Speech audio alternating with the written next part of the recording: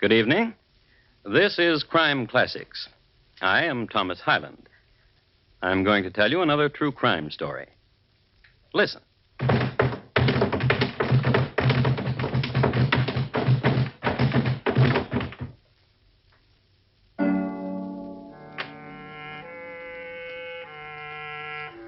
The man who just fell down the stairs is Colonel James Fisk, Jr.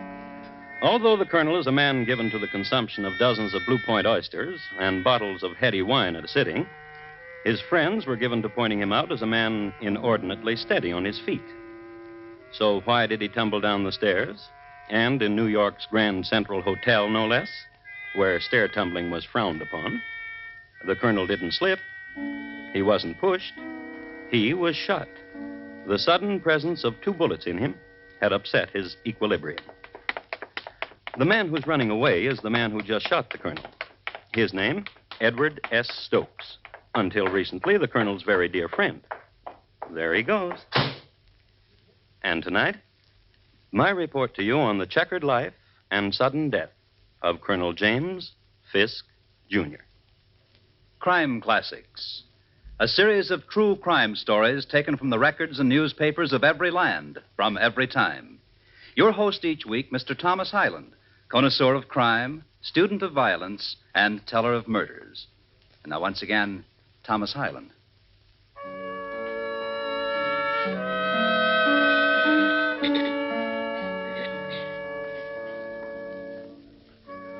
Colonel Fisk lay at the bottom of the stairs a few minutes before 4 o'clock on a Saturday afternoon, January the 6th, 1872. He was dying. His life was coming to an end.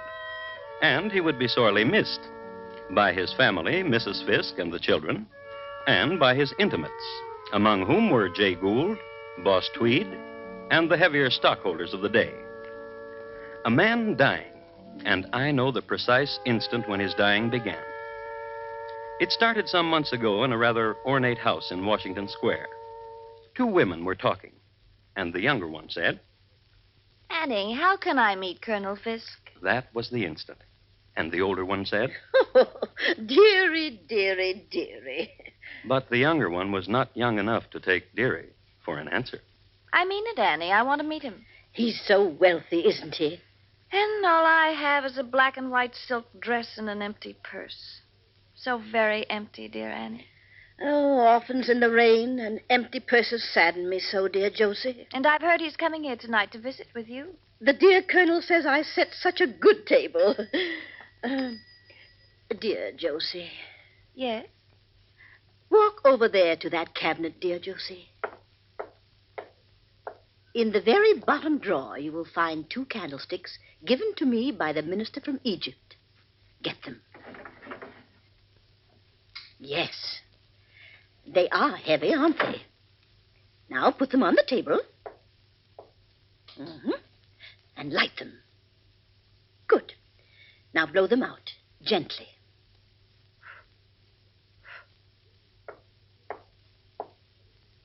Well, Annie? Dear Josie, will you join the dear Colonel and me for dinner tonight? So nice of you to ask. I'd be delighted, dear Annie.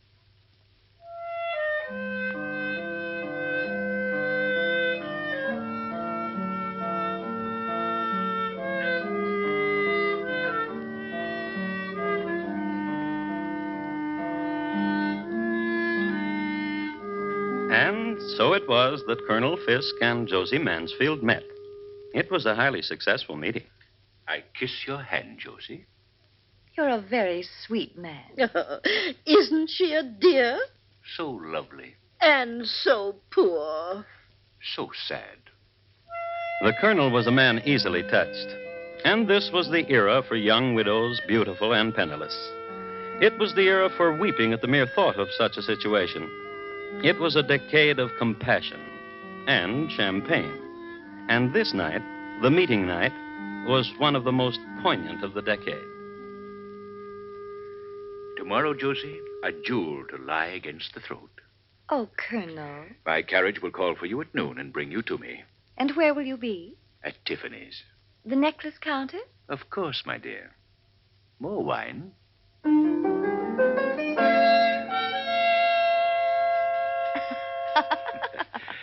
diamonds become you. Oh, Colonel. Oh, Colonel.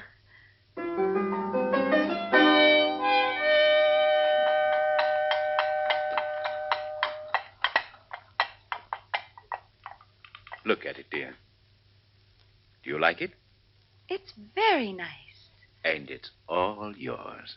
Oh, thank you. I've always wanted a home of my own. And servants of my own. 6? Kiss me, Colonel.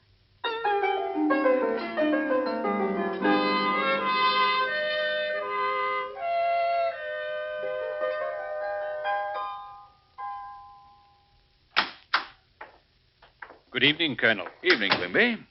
This is Mr. Stokes. May I take your cane, sir? Thank you, Quimby.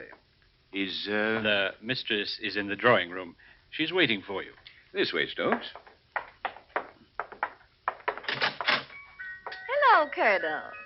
And you must be the Colonel's best friend, Mr. Stokes. I hope this is no imposition, ma'am. Preparing dinner? Certainly not. I just sat here all day, listening to the new present the Colonel sent me, while the servants made ready. Do you like the new music box, my dear?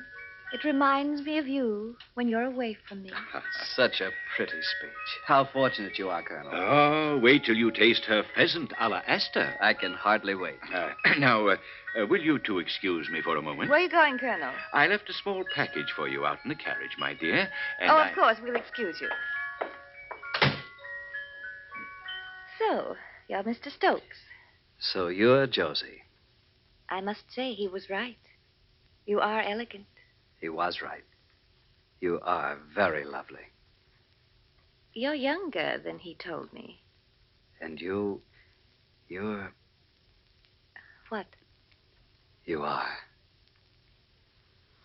Will you help me light the candles? Josie. Will you help me with the fireplace? Josie. The music box is run down. Will you... Josie. You won't help me with anything. You're wicked. Yes, I am. You're very wicked.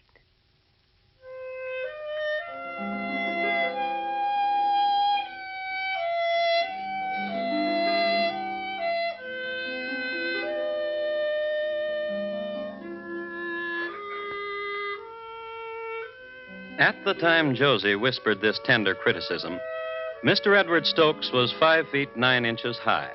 His head was covered with glossy curls, his complexion clear, his features regular, and his eyes dark blue. He was dressed in the height of fashion, and his diamond studs gleamed brilliantly. And after the colonel returned with a forgotten package, Oh, a ruby pendant. Thank you, Colonel. You're very welcome. and after the wine was drunk and venison devoured, and the fingers dipped in the lemon water, after that evening of old friends and new, after that, there was a new day. And there was this. Good morning, Mr. Stokes. Good morning, Quimby. The mistress is in the sitting room. She's waiting for you. Thank you, my man. Josie. Edward. Oh, wait, Edward. I was out this morning early shopping. Here, I bought something for you. Open it. Josie. A pearl stick pin. There was no need for you to... Oh, yes, there was. Now be quiet.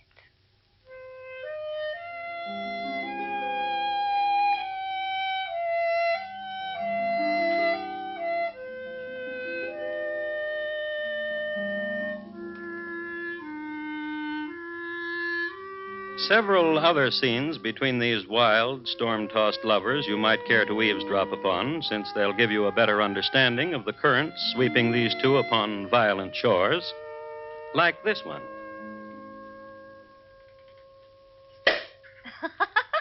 The best champagne in New York. Now take off your little shoe.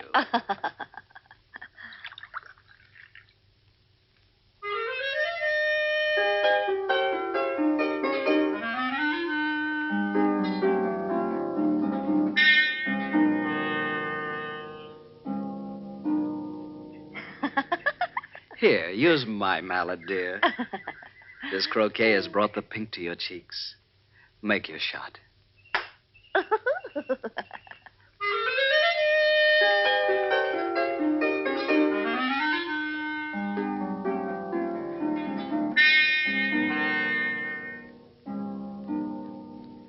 As is always the case in skullduggery of this sort, there is an in the meanwhile. So, in the meanwhile, in the Park Avenue home of Colonel James Fisk, Jr., the colonel and his lady. The children have been tucked away for the night, the servants snug in their quarters, as were the animals. A quiet hour, an hour for a man and his wife, and for family discussions. You fool! You cheat! Blackguard! Dear, the children, you'll awaken them. A woman like that. Have you no compassion in your heart? She's a widow, Ha, ha, alone in the world. I am but her advisor. ha, ha. Now that's all you are. What are you talking about? What all of New York is saying. And that is? Ha, ha. And that is? The most concerned is the last to know. Know what? Your precious widow and Edward Stokes. What? Ha, ha, Colonel. Now you know what I've been through. The aggravation, the shame, the heartache, the sorrow, the unrequited love.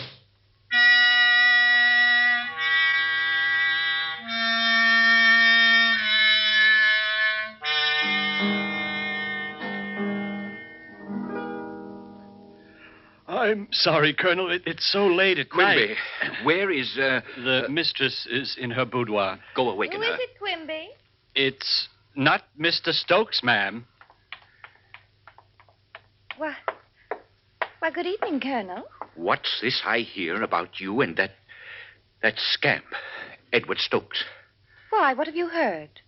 That you and he, Who told you that? my wife. You'd better go back to her, Colonel.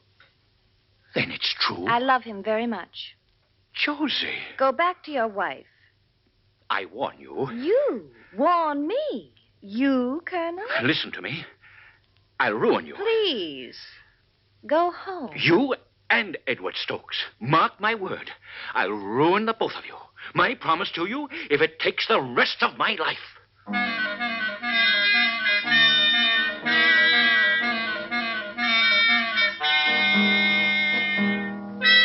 The colonel left. The colonel was driven to his club, where the colonel spent the night. And the next morning, early, the colonel began the final week of his life.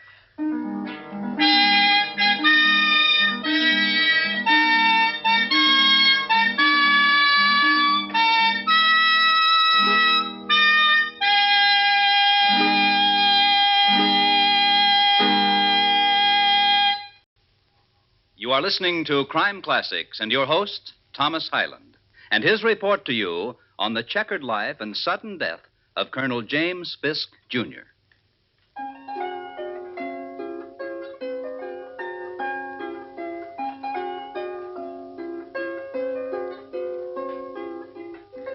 I'd like to set the coordinates for you again.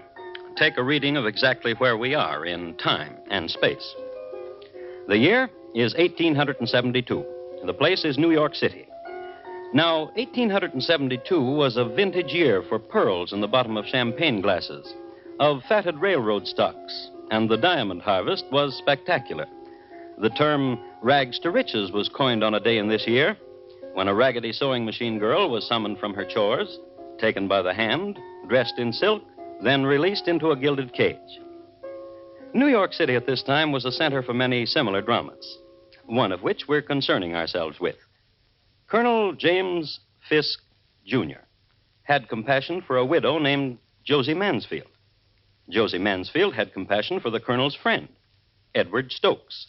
The colonel, upon hearing of this arrangement, immediately went into action in a colonel-like manner. Your Honor, I want to swear out a warrant for the arrest of Edward S. Stokes for embezzlement. Why, certainly, Colonel. We'll have the culprit in jail in no time at all.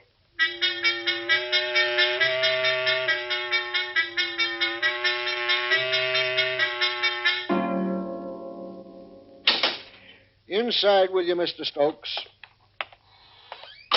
Jailer, Yes, sir, Mr. Stokes. do you have the list? Yes, sir. Your living room furniture, the portraits, and the bed. I'll have them here in no time at all.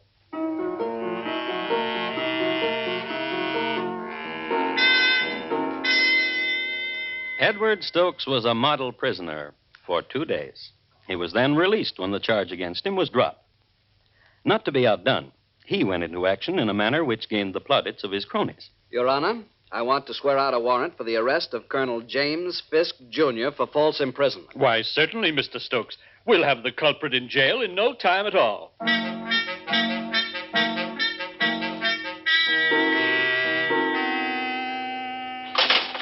Jailer?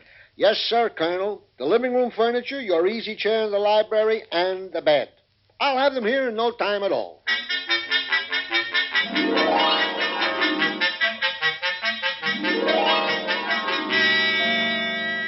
War of nerves, tactics, and strategies, and reprisals. And the real victors, the gatherers of the loot, the lawyers. So the Colonel and Mr. Stokes called a truce, waved white napkins at each other across a gleaming table at Delmonico's. Stokes, I think we both acted like children. I agree with you, Colonel. Let me fill your glass. Yeah. A toast. To a friendship. Our friendship, Colonel. Enough of jails and lawyers and arguments. Life is too short. I'll drink to that, too. Colonel? And we can settle our affairs like men. I'll drink to that, too. No, wait. Let's settle our affairs first. Delighted. There is only one thing which stands in our way. Obviously. Josie Mansfield. You're right. Stokes, you're not ever to see her again. Colonel? You agree? Colonel, you're a fat, stupid fool. I accept that. But you're never to see Josie Mansfield again. Josie told me that if I saw you, I was to tell you you are a fat, stupid fool. And you are. I warned you once, Stokes. I'm not going to warn you again. Then I'll warn you. If you make any trouble, Colonel, you won't live to enjoy it. My promise to you.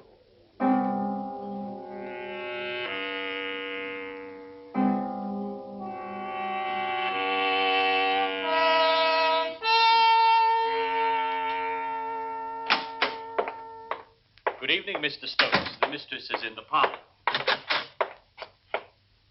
Josie. Josie. Josie, wake up. Oh, Edward. How nice, Edward. Dearest, listen. It's important. Are you awake? Well, of course, I just drowsed off. I was reading, waiting for you, and now you're here. Josie, listen. It's about Colonel Fisk. Oh, please don't talk about him. Not now. He's ruined me. What are you talking about? I'm a pauper. You? Why, you're one of the wealthiest young men in No, the... not now. I don't have a penny. What happened? The stocks I had, all my assets. Well? The Colonel forced down the value of the Erie Railroad stocks, wiped me out. Oh, Edward, I'm so sorry. Josie, Yes? I'm poor now. Do you want me to leave? Never come back? Darling Edward. Darling, dearest Edward. Josie. We'll beat him. We'll destroy the Colonel, you and I together. That's impossible. He's too powerful. He's a weakling. What? I can prove he's a weakling. He writes letters. Letters? I saved them. And that's not all. What do you mean? Dealings he's had. Dishonest business dealings. Would you like to look at them? Dearest Josie, I love you so much.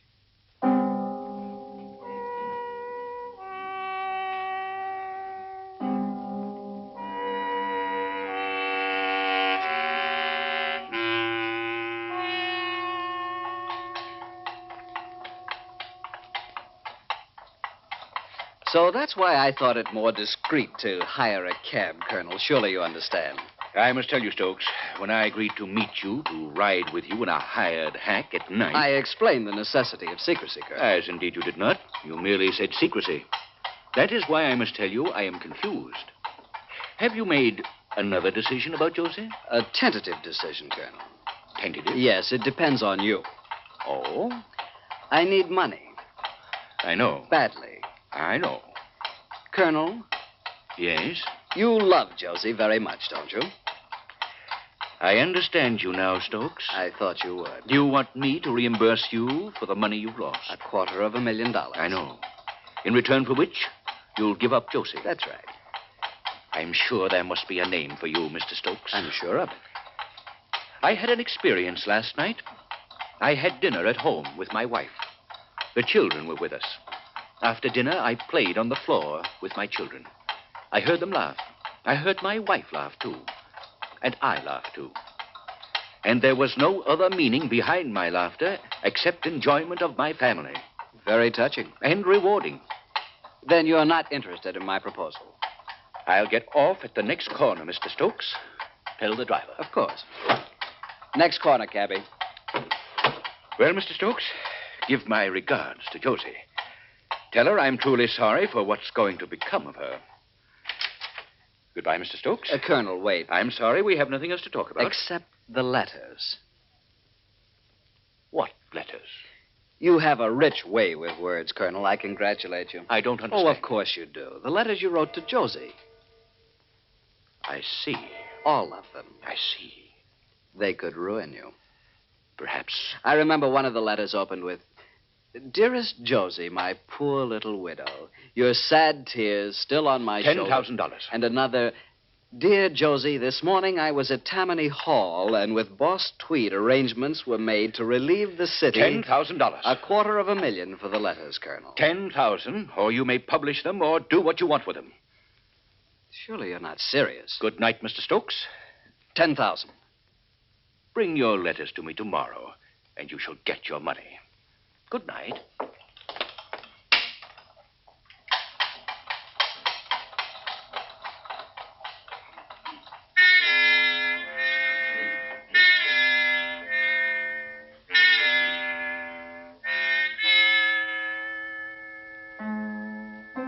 An old almanac I have occasion to call on now and then says that Saturday, the 6th of January, in the year 1872, is the 66th anniversary of the Volunteer Fire Department of Roanoke, Virginia. Also, it predicts the day will be cold and clear with high westerly winds. So, we'll make an assumption. On a cold, clear Saturday morning, buffeted by the high westerly winds, Mr. Edward Stokes made his way to the Wall Street office of Colonel Fisk. Here he received more coldness and $10,000. Here he deposited with the colonel a stack of letters, wrapped in blue ribbon and sachet. Then Edward Stokes called on Josie Mansfield. He told her of the transaction. We must imagine that Josie's reaction went something like this. You idiot! You bumbling, spineless idiot! But, Josie... I should have known better than to trust you with those letters. But $10,000 is better than nothing. If you'd had the courage... He told me 10,000 or nothing. If you'd had the courage, he would have given you everything he owned. Why, the mere possession of the letter dated June 16th, 1871 would have been a fortune 10 times the amount you got. But... But what? You have your jewels, this house. Surely you must be worth nearly $1 million yourself. I love you, dear Edward, but that's my money. You'll just have...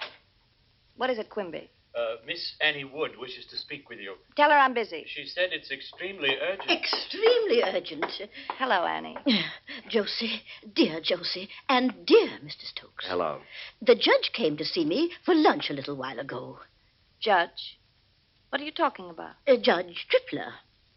Well, I don't see. He just come from court. He just signed a warrant. Yes? For the arrest of dear Mr. Stokes on the charge of blackmail. Colonel Fisk. Yes. The dear judge told me that the colonel asked him to sign such a warrant. Josie. Yes? We'll be seeing each other more often. Won't we, dear Josie?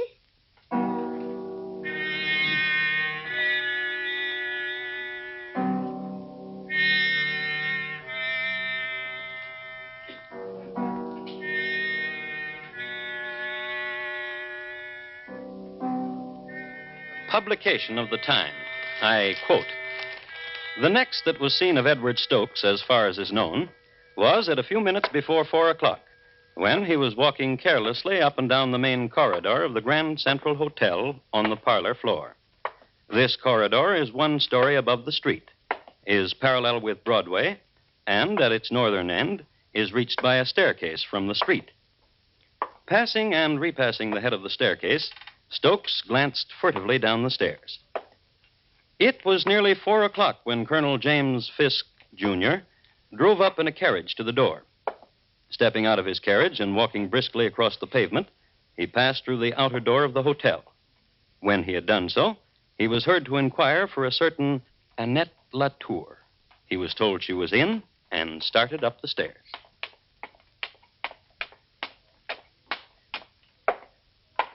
Good afternoon, Colonel.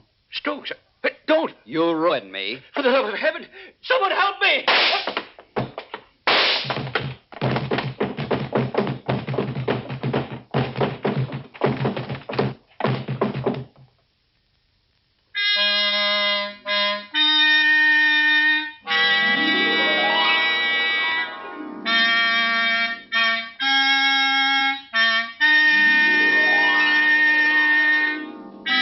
Edward Stokes was restrained a block away. The colonel didn't die immediately. He was lifted by 3 bellhops and taken to chambers supplied by the management. Doctors were called, and the colonel joked with them, as he joked with his many friends who came to visit him. He joked with everybody. Next day, in the middle of a joke, he died. Thomas Stokes pleaded self-defense. He was convicted of manslaughter in the 3rd degree. Josie Mansfield spent her remaining days with her aunt, Miss Annie Wood.